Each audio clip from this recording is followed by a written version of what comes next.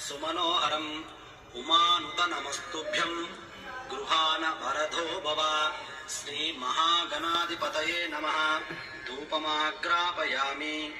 దీపం సాజ్యం త్రివర్తి సంయుక్తం వహ్నినా యాజితం మయా. గృహేణ మంగళాదీపాం త్రైలోక్యం త్రిమిరాపహాం. భక్త్యా దీప ప్రయచ్ఛామి దేవాయ పరమాత్మనే. త్రాహి మాన్నరకోధ్యారాత్ దివ్య జ్యోతిర్నమోస్తుతే. శ్రీ మహాగణాధిపతయే నమః. దీపం దర్శయామి. నైవేద్యం.